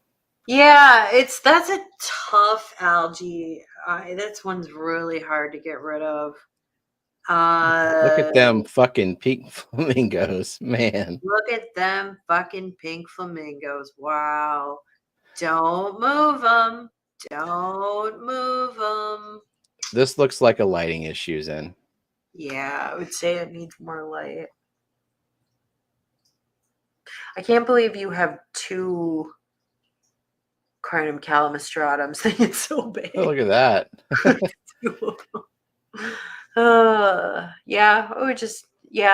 That definitely needs more light. That looks a little puny. Turn it up. Yeah. It looks like they were starting to grow about right here, and this one's getting a little leggy. So gradual light increase. Make sure your CO2 is dialed in. Do the cross check it pH and NKH and try to get it maxed out to the level that's safe for your fish, obviously. because that'll help a lot. It's just keep that CO2 dialed in and consistent. Yeah. So Moose says it seems like root rot is caused more by the bacteria in soil rather than roots being wet. It really depends on the plant. It really depends on the plant. I mean, some of them can handle that and some of them can't. Plants live in different environments. So, yeah. Coralline has been the most pain algae. Ted, red coralline has been the most pain algae to get rid of, in my experience. Is that I think that just salt water, or yeah, I guess. I mean, I think that black beard algae is the hardest. I mean, but I have not dealt with that in years. For some reason, I don't have a problem with that in Indiana, but I did in Iowa because my water was really, really hard and I just could not inject enough CO2. Just could not. And my plants could not outcompete blackbeard algae. It was just the nastiest stuff. I really and that's where blackbeard algae thrives. It's like the almost kind of okay CO2 levels. Yeah, it would grow all over my Java ferns, all over them, which is crazy because I never get any algae growing on Java ferns here. So, well, it's amazing what not having a KH of 22. No kidding. Yeah. Should I be removing floaters more often? You shouldn't be having any floaters. Why do you have floaters in your tank? Why would you shoot yourself in the foot like that? Like, because look at the dangly roots. Oh, I wasn't sharing. Dangly roots. All you're doing is blocking your light. That's all you're doing with floaters. You're blocking your light. Maybe you have, if you like the floaters, have a little ring that blocks them out and just like get all the light to the dazzle. Maybe if you like floaters, you just have a pond. You can have an indoor pond. Your cats would love it. The mosh pit always has floaters, but I guess because I've got duckweed. It's the mosh pit. Yeah. But like in a high-tech tank, why are you wasting your time with floaters? They're just blocking your light. Yeah. Get rid of them. Get rid of them. Throw them away. Goodbye. Let's see. Yeah, Juanita said, was that crinum with the pinkies? Yes. I don't have a crinum yet because algae. Oh, so yeah, she's got to get the balance going. And I don't know if you've tested your pH when the CO2 is peaking in your tank, just to know what your CO2 levels are. There are better fast growers out there than floaters. You can get things that won't block your light. So for instance, what is it, like ambularia, so limnophila, was it aquaticum? I'm really tired. The fuzzy plant? Limnophila sessiflora. Limnophila sessiflora. Oh yeah. That grows super fast. Or Pogosimon salatus octopus. Super fast grower. Or get the limnophila. Sunset high grow. God, nothing grows faster than sunset high grow. So if you just need a fast stem, you can put some rotalas in there. They will suck up nutrients and just grow like weeds. They're way better choices to use than floaters. Yeah. Brent sent me a picture. Oh, this stuff that he said, this rock is not supposed to be red. I don't know. It looks kind of cool. I've seen. I wonder if that rock has iron in it and it's oxidizing. Yeah, it does look cool though. Does look cool. Plecos are at least looks like they're trying to eat it. They're trying. I mean, they're also pooping a lot. It's what they do. Yeah. Let's see. All right, I think we're caught up. Rusty Rock, says Mickey M. So Juanita says, I love crinum, and the one in my 20 is taking over. Nothing else does good here, but the crinums are doing well. That's because crinums are supposed to be for 90-gallon tanks. They are not appropriate in 20s. They get enormous. I have one that, like, it's like a bunch of celery. It's so big. They get huge. Huge. So Big Steve says, I pulled 90% of my floaters a few weeks ago. I'm dealing with a massive hair algae bloom. I would say get some other fast stems in there. Get some other fast stems in there. Yeah, whenever you have a crap ton of floaters and then you just like skim them all out, you're like increasing your light by a crap ton, and so Yeah. that's like welcoming algae in. It's a huge change whenever you thin out floaters like that. It happens in the mosh pit all the time, but the mosh pit is so balanced at this point that like the hair algae will be there for a little while, but then the floaters come back because I never fully get rid of them. I can remove a little bit of that hair algae, and then like it just gets out competed almost instantly. Well, the guppies will also nibble on it, right? They'll nibble on everything. Like this, I never have to scrape the glass in this tank. Yeah. Like at all. Like they're the best cleaning fish ever.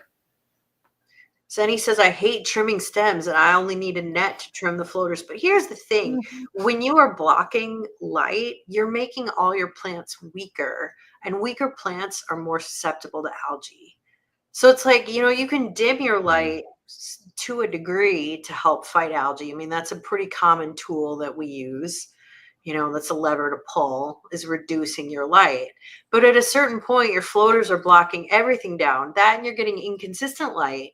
Because, 1 week you have 2 floaters, and then the next week you have 100 floaters. Well, you don't have consistent lighting. So I would say just stick some stems in there, some fast growers, and you can get rid of them later. I've done that before. All right. It's just the nutrient absorbers. That's where the weeds come in handy. And Zen, if you want federally noxious weeds, you know where to get them. You know where a source is. Yeah. Oinky asked, now that I'm thinking about it, have either of you grown mangrove in either brackish or a complete freshwater? I have not. I think that they look really cool. They grow really slow. Doesn't Luke have one? Enormous. Yeah, I think Luke does. I know if I had a saltwater tank, I would totally grow mangroves out of it. They get huge though, but they look cool. Man, it'd be cool to have a tree in your house. Yeah. I would not bother growing them in freshwater tanks just because there's so many millions of plants that look better and don't get enormous. I was like, Luke has one. He just said I have 19. Oh, Luke. Of course he does. Of course he does. Well, there you go. Luke's the one to ask about that. Yeah.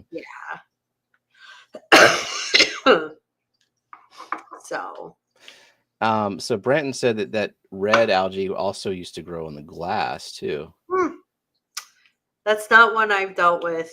No, me either. Yeah. Wonder if it's like, I don't know.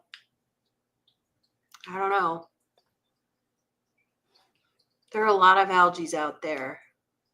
The best thing you can do is to make your plants healthy and keep things clean. Maybe your filter needs to be cleaned. Maybe you need to up your water changes a little bit. There's really no, anyone who tries to say like, oh, that means you have too much of this nutrient or too little of this nutrient. They're trying to sell you something. The phosphates. Yeah, they're trying to sell you something. Like a lot of hand waving. Yeah. Moose says, my freshwater mangroves are beautiful. Well, I'm sorry that I shamed your mangroves. I just, I don't know. There's a lot of other plants to grow in freshwater. But if I had a saltwater tank, which someday I will, but that tank has a top. Yeah. So I probably wouldn't grow a mangrove out of it. So, it's got a full integrated lid. Yeah. I'll have a saltwater tank soon. Someday with macroalgae. It would be right where the pothos and stuff is. Like I could try a mangrove in there. I Yeah, I don't they rule grow out slow. any plant until like I've had it and I hate it. So that's how I learned that I hate certain plants. Is like I gotta try it for a little bit. Yeah, yeah. So Zen does not want any more stems. Barely have room for a few other things like crypts. What's the point of growing two cool things? I have to grow four crappy things to make it work. Well, temporarily, but Well, when you're yeah. I mean, but I would balancing say things. that like you're not growing anything well if you're blocking all the light with a bunch of shitty floaters. Like, you know. So you're growing zero things well, except your pink flamingos. But you know, you're blocking Mhm. light. You could do better. I Fish Capades might have missed it when we answered before. We can answer again about the pothos. Not all the them take, and they just some of Yeah. them rot, right? Like, Yeah, and the I've had best that thing to happen. do though is to leave roots on if you can. Take them out of the pot, blast almost all the dirt away with your hose and plant them in some kind of media like leca. They're going to do better. Not every cutting will take though. It's not a natural way for plants to grow.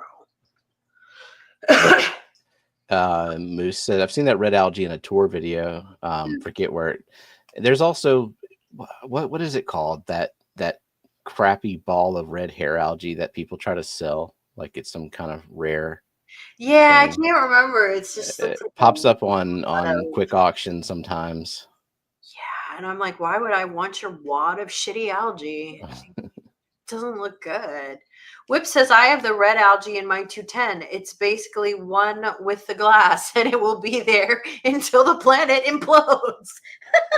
I wonder because I know that Brenton has very hard water. Whip has Yeah. very hard water. I wonder if there's a correlation there. I mean, I've had hard water before. I never got that one. I got plenty of other Hmm. things, though.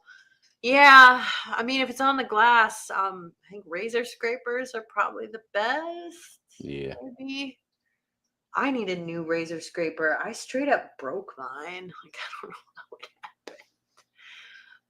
happened. Yeah.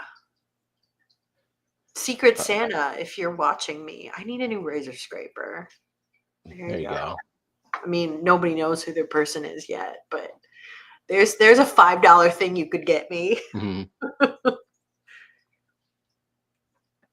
Yeah. Color, yeah, I think that sounds right. Luke, Color Glossa CF Beccari. What you can name it, whatever fancy thing you want. It's A still a pile of wad shit. of algae. Yeah. Mikum says, in my experience in our soft water over here, adding more woods to the tank helps you grow the plants in a great way. But you'll get a darker water too, for sure. I mean, you are buffering the water somewhat when you add tannins, they're organic acids. So maybe it makes the Mhm. pH a little bit more stable. It's not going to do anything to the KH because it's not going to buffer your KH. But yeah, I mean, someone asked before what our opinions were about tannins in the water, and we just missed it. Oh, My opinions on tannins in the water, I don't think they're harmful. They can block your light, because if they make your water darker, they're going to block light. So that's something to be aware of. It's just not really an aesthetic I'm into, so I don't do it. I don't think it's a bad thing. I think if you like it and it makes you happy, you can do it. But I just don't like it. So um, I don't know what your opinions on tannins are, but I haven't had a dark black water tank long enough to really form an opinion on it because every tank that I set up, I end up just doing wall to wall with plants, and anything that's going to tint the water, I would tend to avoid. But yeah, yeah, we I don't can put see a the lot of water. aesthetic being good Yeah, for if you're trying to do a biotope setup and you have like yeah, bright colored fish that sort of flash through the dark water. I've seen those setups; they look pretty cool. It's just not something I've delved into much yet. yeah. I mean, the other thing, I really prefer to aquascape with rocks. I just like them aesthetically better, and rainbows are dumb and will impale themselves on wood. So I just prefer using rocks. Mhm. Rocks don't have tannins. What's the best airline suction cup, or do they make weights? The best Man, airline suction cup is a magnet. Yeah, that's probably true. I've yet to find a good suction cup. Maybe someone else in the chat can recommend a good one. Well, Co-op just came out with weighted air stones, and Corey sent me a little pack of them along with Oh, the that's Magic cool. Nano feed and the new freeze dried bloodworms. And I haven't opened the air stones yet, but I could see that being useful because I every suction cup I've pretty much thrown away most of my suction cups Yeah, because they it's all been wear out long enough. eventually. It feels like the ones that come with Fluval products maybe are a little bit better. But even Yeah. then, I wouldn't say they're great. And you don't have to DIY the magnet, but I think ZoomEd sells one. It's like an all-in-one magnet kit because there's different hooks and stuff that comes with. It's a little overpriced though. It's like $15, and Oh, you geez. can magnet one thing. So Yeah, yeah, I've someone needs to never. mass produce them. Yeah, I've never experimented with that. I also don't use I don't use any air stones anymore. I was for a while running air stones at night, and then the thing broke, and then I found that it didn't really make my life any different, except it's quieter not to have it. So, I mean, I have some like emergency backup air stones and pumps. I don't know what I might use them for. I could. But yeah, I have spray bars. So, would you consider yourself, Kelly, a fish keeper that enjoys plants or a plant keeper that enjoys fish? I think that in the house, I am exactly 50-50. But outside, I'm like 98 plant and 2 fish. I mean, yeah, I Yeah. pretty much the fish out there, they're to eat mosquitoes. And then once the water lilies cover them up, I forget about them entirely. But in the house, I mean, I really love my rainbows. I'm not a fish breeder though. Yeah, I'm definitely 50-50. Like it's like I'm a water keeper and that water must have fish and plants in it. And Yeah, if I were more into the plants than I was the fish, I would understock my tanks instead of like yeah, very heavily stocking them with all my favorite stuff because it'd yeah. be so much easier to grow plants that way.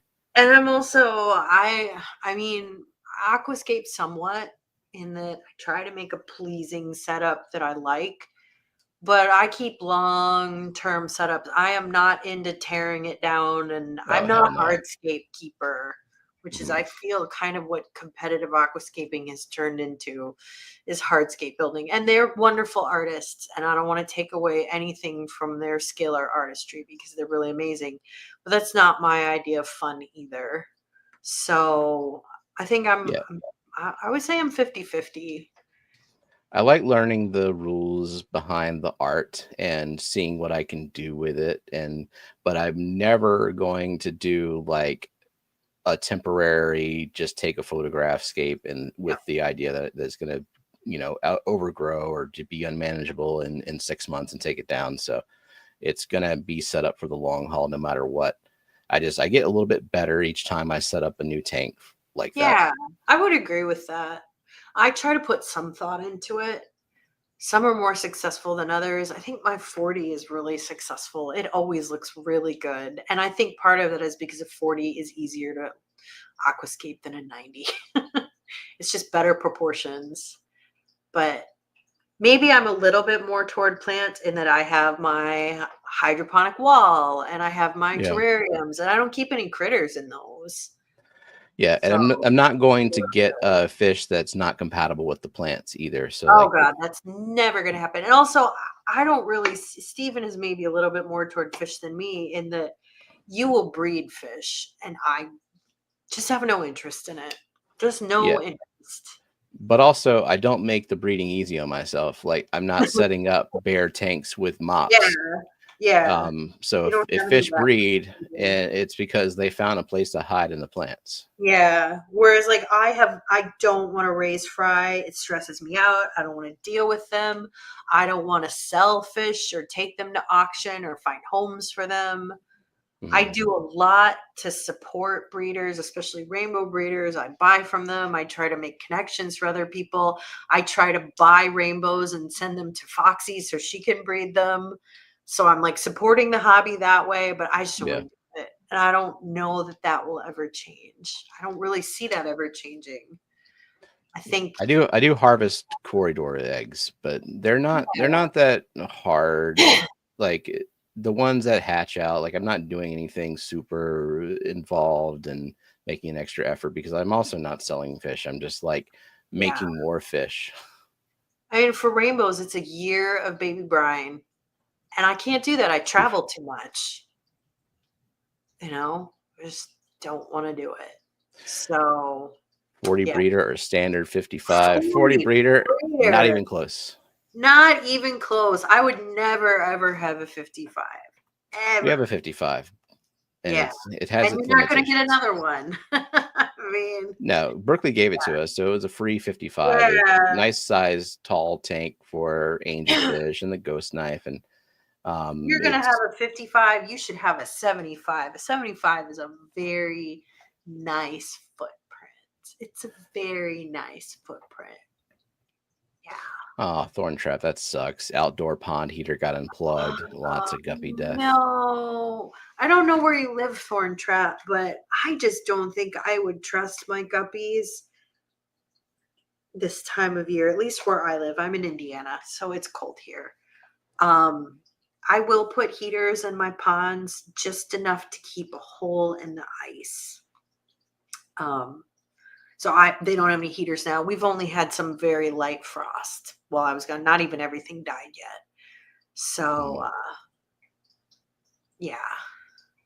Zenny says, watch Kelly turn into a master breeder when she finally retires and doesn't have enough yoga to fill the extra time. You know what I think I would be more into would be breeding dahlias because that really appeals to the geneticist in me. They have huge genomes, they have lots of genetic information, they have pretty colors, and also Jake really, really likes dahlias. Nice. So, I mean, because I make him dig them for me. And he does it because he loves them. So I think I would be more into that. But who knows what I'll do when I retire? I mean, I got to tell you this, it won't be medical, right? Like, I'm not going to work until I drop. Well, I have hobbies. that is definitely the kind of job that you do so that you don't have to do it forever. Amen to that. Yeah. I mean, I guess you can always do part-time work in what I do, but also like the ultimate goal is to not work. 75 is like a deep 55. Yeah, like a It's 55 front to front to back. back is Yeah. 13 inches, I think, and then a 75 is 18 inches. Yeah, and it's a much better footprint. It's a really ideal footprint. What's the best small footprint? So, like, how small are we talking? I have this little, I think, 16-gallon rimless tank that is from UNS. It's really nice. I think that was like $112 or something. I bought it from it's really a great footprint. I think that's really good. I think a 10 gallon's a pretty good footprint. A 20 long is better than a 20 high. Still not great. Yeah, I think this little 16-gallon is pretty great. I don't know. What are your thoughts, Stephen? Yeah, I think something that is that shorter and wider, definitely. Yeah, the 40 breeder isn't bad. 40 The breeder is pretty good. 60 40 breeder is breeder is just a pretty good. elongated 40 breeder. I don't like the Um, 60. I think I would rather have a 75 than a 60. I think at that point the proportions are too long. well, so a 75 and a 60, so a 60 breeder and a 75 are the same length. It's just the 75 is taller than the Yeah, and 60 breeder. I think it doesn't I just don't think it looks good. I think it's too short at that point. I think it Okay, needs a gotcha. little height. I think I would rather have a 75 than a 60. Also, it's cheaper. A 75 is a cheaper tank. Are So, they still? I thought they kind of went to the mainstream now. I I could don't be know wrong. if are they I start could if be they're wrong. part of the whatever Petco sale is doing now. It used to be $1 per gallon, then half off. And now, I mean, it's going to creep up to like 10% off.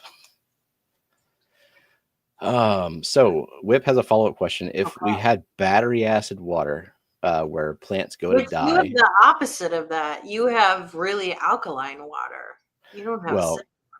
he's asking if our water was so bad that like plants were just an uphill battle and they pretty much all of them die and we I couldn't mean, keep I very did many have that things. water. I did have that water, and it was not easy, and it was not fun. And I'm having much, much more fun in this hobby in Indiana than I did in Iowa. When you were in Iowa, was that whenever you got out of the hobby because of a bad CO2 regulator for? Yeah, yeah. I mean, there were a lot of things happening at once in Mhm. my life. I mean, I was writing my thesis. All my fish died because my regulator died.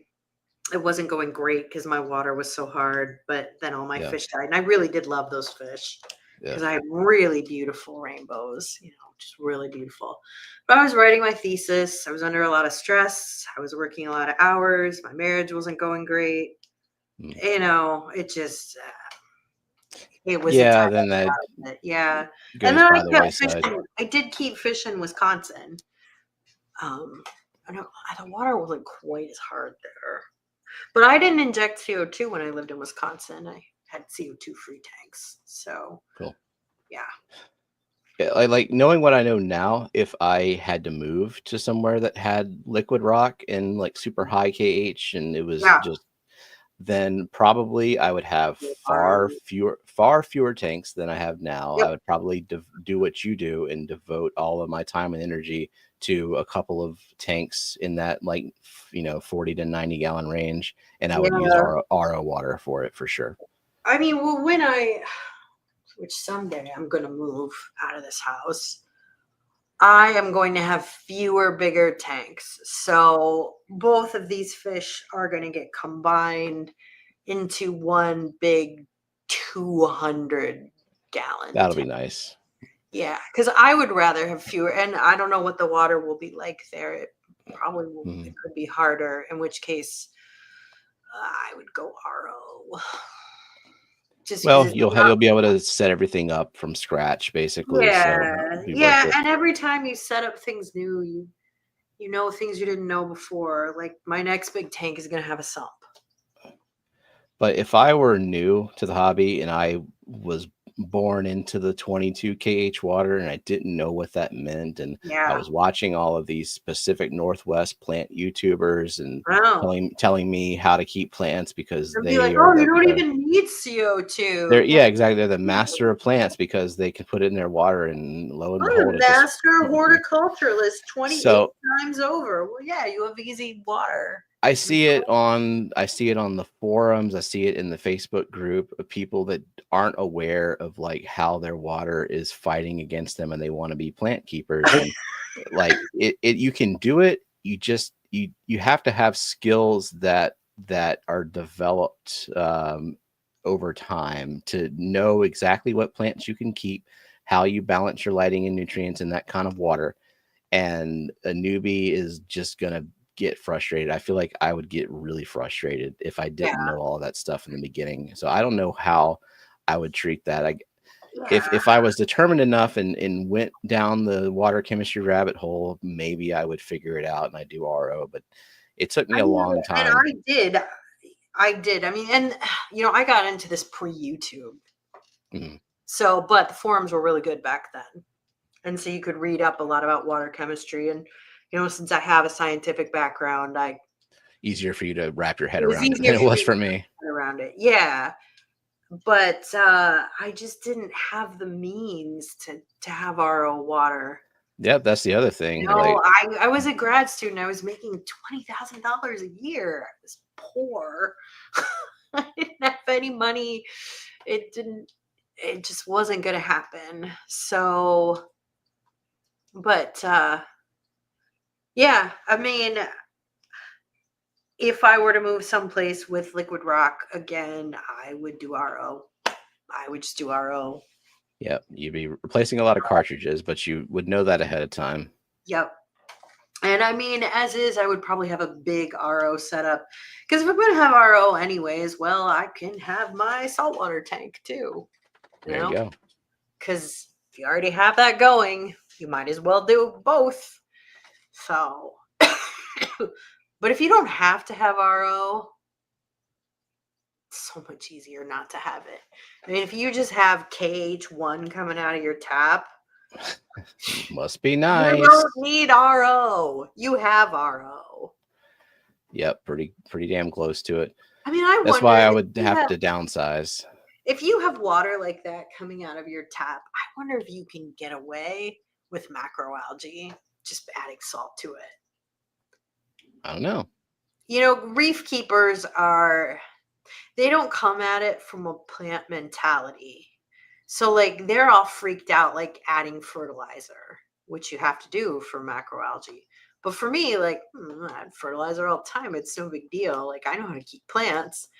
So, but I wonder if you have like KH0 or KH1 coming out of the tap. I wonder. Has anyone even tried it? Because I don't know. if you skim the reef forums, everybody there is just like absolutely obsessive with water chemistry, or at They're least they obsessed try with to it. be, but they don't always understand it. No. But I guess it's because like the ocean is not quite as diverse chemistry wise than freshwater is, so they sort of have these set of dialed in parameters I mean, it for is and it reef. isn't. Like, things change over the course of the day in a tidal environment because there are there's a lot of coralline algae and there's a lot of macroalgae. So things change.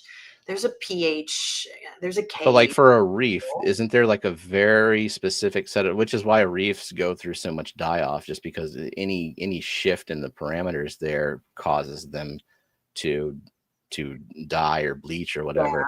So I think there's like this very narrow range that you keep a coral tank in. Yeah, that and some people have figured corals, out. so Luke points out, so some are more sensitive than others. So, like the stonies, I Gotcha. know those are really sensitive, but zoas, blastos, gorgonians, Mhm. so like softies, they're pretty easy. But like, what if you're into macroalgae? Like, I just have a feeling they're not that sensitive because they're going to take up those nutrients if you have any of them in your water column. And you have to fertilize those. Luke says he fertilizes his little reef with the mangroves. Yeah, I mean, because we know how to take care of plants. Mhm. So, and macroalgae is kind of like a plant. It's not exactly a plant, but it photosynthesizes like a plant. It needs nutrients like a plant.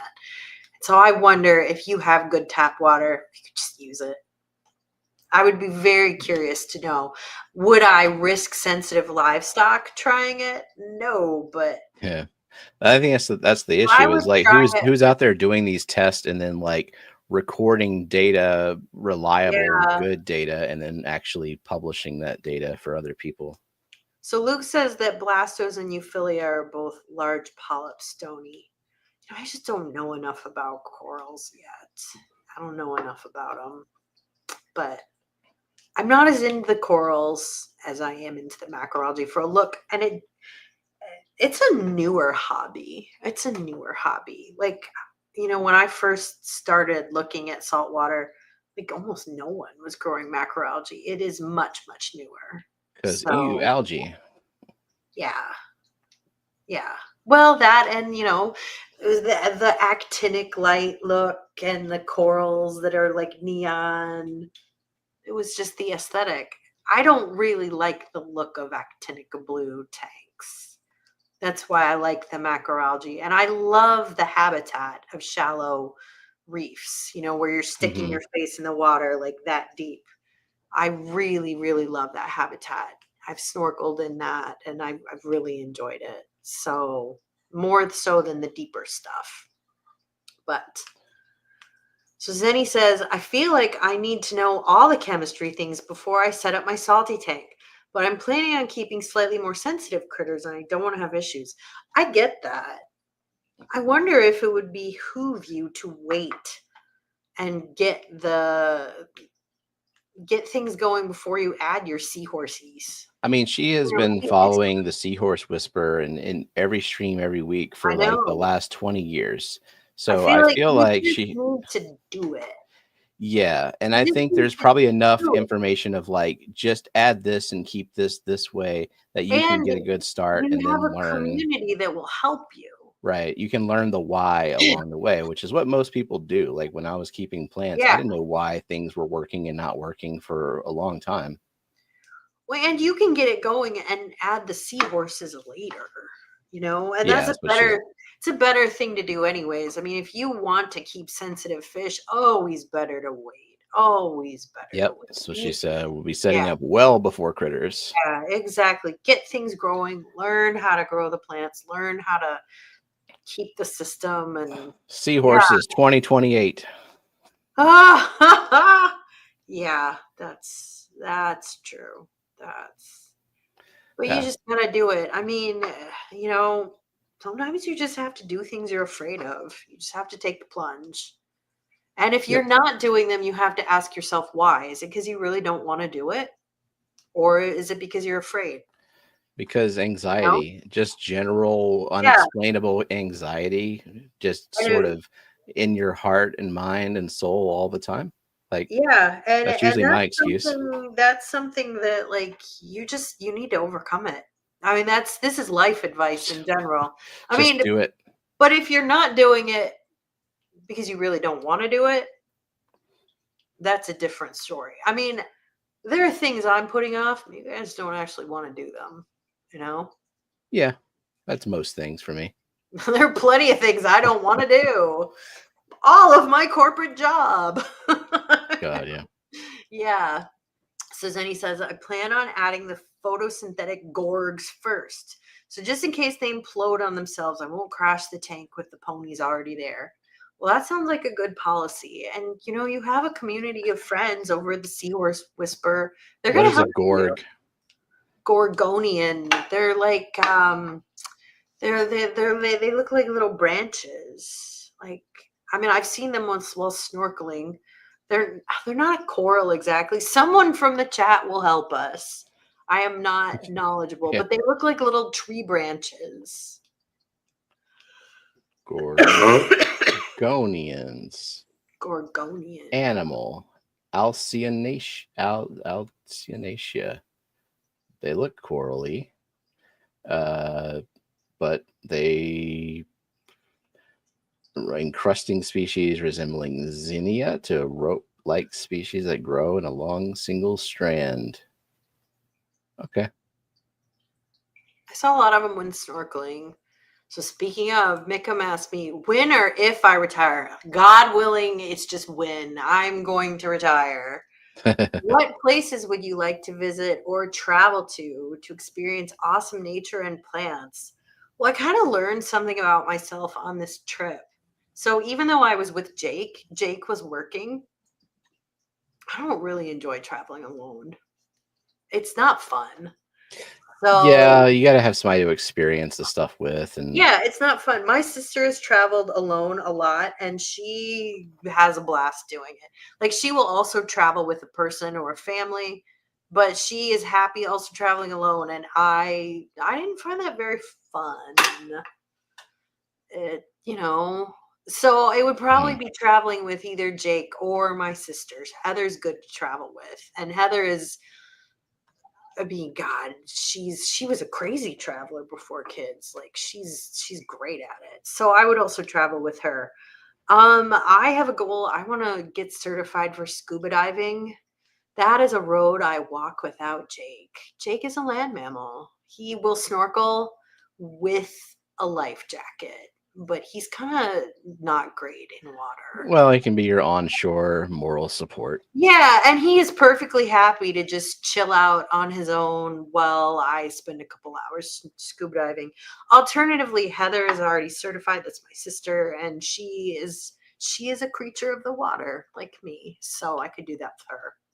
But I want to go more tropical places. Where was it? The number I can't remember. My bucket list place. I'm really tired. It's Palau, which is in the one of those Pacific islands, way, way out there. Anyways, I watched some news story when I was a kid about it. There's a volcanic lake that's been cut off from the rest of the ocean, and there are these jellyfish that are there that they have speciated. They have become diverged from the main population of jellies, and they have lost their ability to sting. So you can Oh, scuba dive with these huge jellies, and they won't sting you. I don't trust it. I've seen people That's do that. freaky. That's really freaky. Yeah. So I would like to go to Palau. I mean, I would like to just go to more tropical places. I would like to be in more reefs. But as for plants, I mean, I would like to go back to Olympic National Park. That's really great. So for Mickham, that's in Washington State, which is it's the most beautiful place on earth. It's amazing. I'd like to go to Banff in Canada. That's pretty great. It's near our friend Big Cat. Like to go there. Oh, So yeah, there's lots of places I want to go.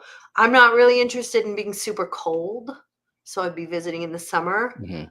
I'm okay with being hot, especially if it's cold here. But yeah, I mean, I'll probably travel a lot. But one thing I've learned is if you can do it, travel before you retire, because you want to do it while your body is okay. Youth is wasted on the young. Yeah, Yeah, no kidding. And like right now, I feel pretty good. I'm in good shape. I'm able to hike and swim and do stuff. But when I'm 80, I mean, I hope I'll be able to do some stuff, but it's not it'll going be to be like less. this. Yeah, it'll be less. Yeah, it'll be less. So, oh, you guys used to live in Banff. Oh, I'm so Oh, jealous. It's so beautiful there.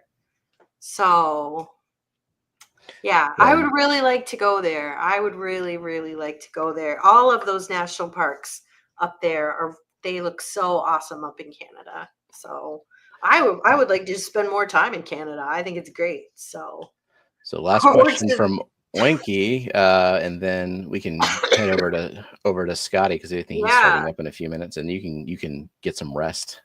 Yeah. Do I have a favorite place I've traveled to? I've gone on cruises, and that's where I discovered places I would merely pitch a tent and other places that were a no. I think I mean it depends on the season, but I really liked Panama. That was really great. I would totally go back there. That was really amazing. I probably will go back there. Um, all of Canada is really great in the summer though because it's not as hot. So, well, no, some of Canada gets hot, but yeah, I think I'm gonna go with Panama. Yeah. Cool. Though the most beautiful place on earth is Olympic National Park that I've ever been to. It's amazing. It's amazing. So Let's see if I can do a redirect to Scotty. yeah, please go watch Scotty. He has a cat. He does have a little kitten. No, it's exciting. Here we go. Monday with Mac the cat. Oh, I love it. It's Mondays with Mac. That's great. Cool. Yeah, there we go. Now, in just a minute, it will redirect everyone automatically over to Scotty. Yeah, and And I'm gonna go to bed because I feel good plan. it feels like 1 a.m. So, I need to try to get back onto the schedule. Yeah. Yeah, All right. Well, yeah, we went 2 hours anyway. So we did. Well, I hadn't seen you guys in a while, so mhm. As Zenny says, don't forget to sign up for Secret Secret Santa. Santa. Secret Santa. Hurry Do up. it. Hurry It's up. fun. It's lots of fun. It's worth it. Do it now.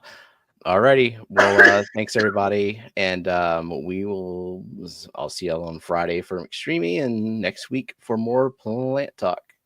Bye, everyone. Bye.